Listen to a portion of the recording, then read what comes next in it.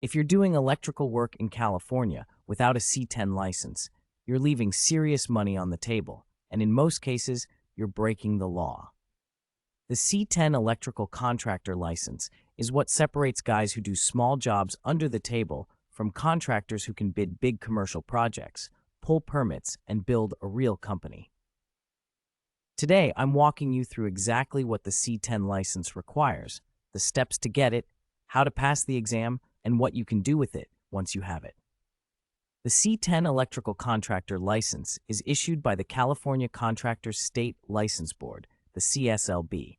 It authorizes you to install, maintain, repair, alter, and add to any electrical wiring, apparatus, or equipment that is used for power, heat, or light in connection with real property.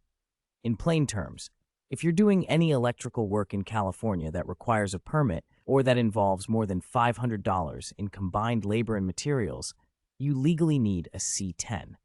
That covers basically every real electrical job: residential panel upgrades, EV charger installations, commercial build-outs, new construction, all of it.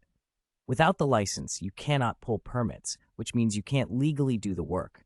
And any work done without permits can cause massive headaches for homeowners and expose you to serious legal and financial liability. The license also signals credibility to commercial clients and general contractors. A large GC will not hire an electrical sub who can't show a valid C-10 and appropriate insurance. It's the entry ticket to the big jobs. California has specific requirements you have to meet before you can apply for the C-10. First, experience. You need to demonstrate 4 years of journeyman-level experience in the electrical trade within the last 10 years. This doesn't have to be as a licensed journeyman. It's the equivalent skill level. You can document this with letters from past employers, invoices from jobs you've run, or tax returns showing self-employment in the trade. The experience must be in the trade classification you're applying for, so hands-on electrical work, not just administrative or supervisory work. If you don't have 4 years of journeyman-level experience, you can combine experience and education, approved vocational training, apprenticeship program completion, or certain college credits can substitute for some of the experience requirement. Second, you must be at least 18 years old.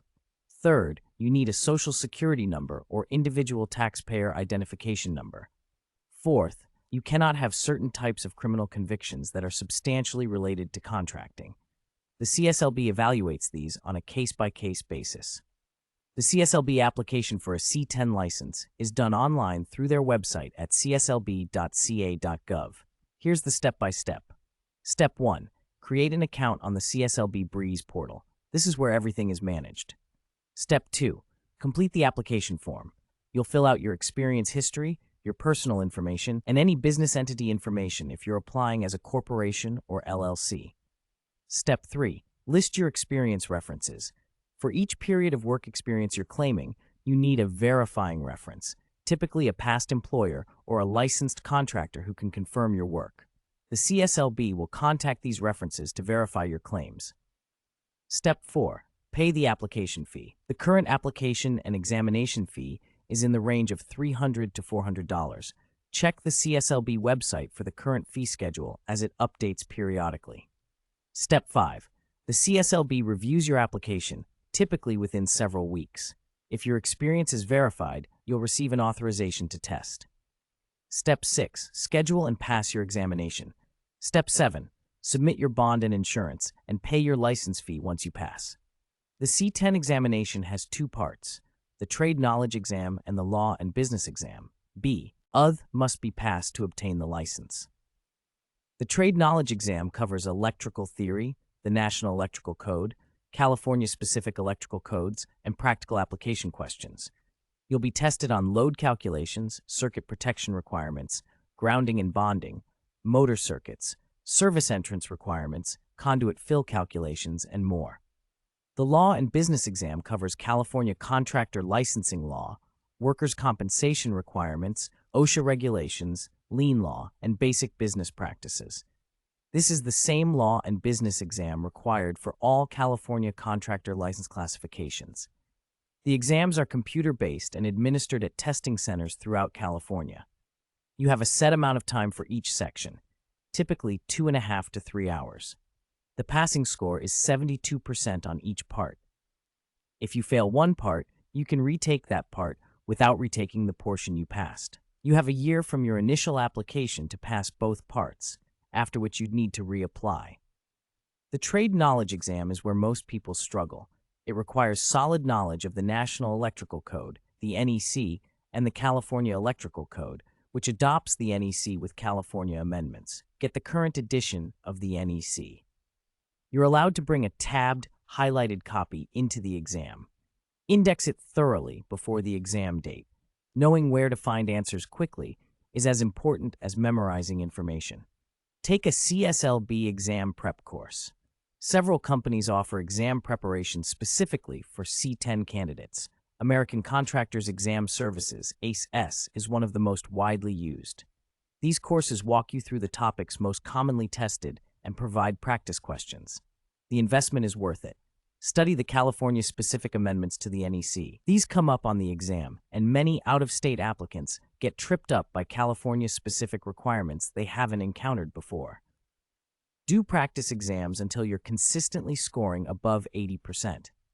The exam pressure adds stress. You want your baseline to be comfortably above passing, not right at the threshold.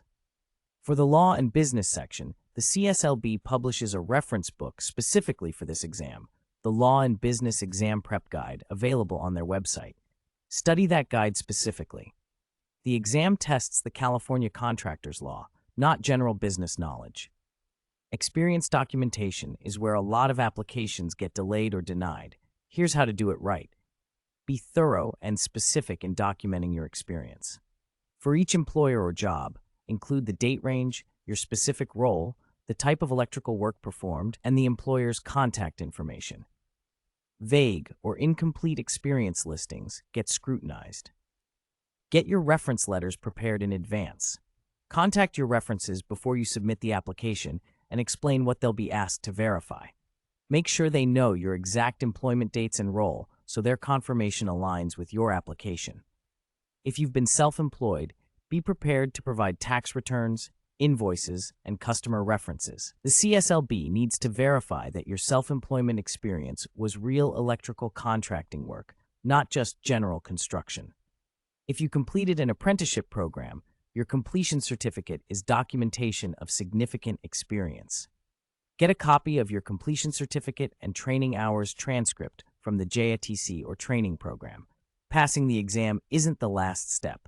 You also need to meet the bonding and insurance requirements before the CSLB will issue your license. Contractor's bond. California requires all licensed contractors to carry a $25,000 contractor's license bond filed with the CSLB. This is not insurance. It's a surety bond that protects consumers. Annual cost for a $25,000 bond is typically $100 to $300, depending on your credit. Workers' compensation insurance. If you have any employees, workers' compensation is required. If you're a sole owner with no employees, you can file an exemption. The CSLB requires you to have either valid workers' comp coverage or a valid exemption on file. General liability insurance is technically not required by the CSLB, but is practically required by every client, GC, and property owner who hires you. Get at least $1 to $2 million in general liability coverage. Shop through a commercial insurance broker who specializes in contractors. Once you have your C-10, the business opportunities change significantly. You can pull permits legally in your own name. This is the foundation of being a legitimate contractor. You can bid commercial and industrial work that requires a licensed contractor. Most commercial GCs, property managers, and facility owners won't work with anyone who can't show a valid C-10. You can hire employees and supervise their work under your license. Your license covers the work of your employees. You can pursue specialty work, solar installations, EV charger installations, generator hookups, that requires the underlying C-10. You can build credibility with clients who care about license status, which in California is virtually all sophisticated commercial clients. California does not have formal license reciprocity with other states, but if you have an equivalent license from another state, you may be able to substitute some of the experience requirements or potentially qualify for expedited review. Check directly with the CSLB if you're coming from out of state with existing credentials. Within California, the C-10 covers the entire state. You don't need separate licenses for different cities or counties. Local jurisdictions can have additional requirements, but the base license is statewide. The C-10 license is one of the most valuable credentials you can earn in California's construction industry. It opens doors to commercial work, protects your business legally, and signals to clients that you're a serious, professional contractor. The process takes time and preparation, but it's absolutely achievable if you know the steps. Subscribe to Hardwired Trades for more content built for electrical contractors and tradespeople in the real world. Subscribe, and I'll see you in the next one.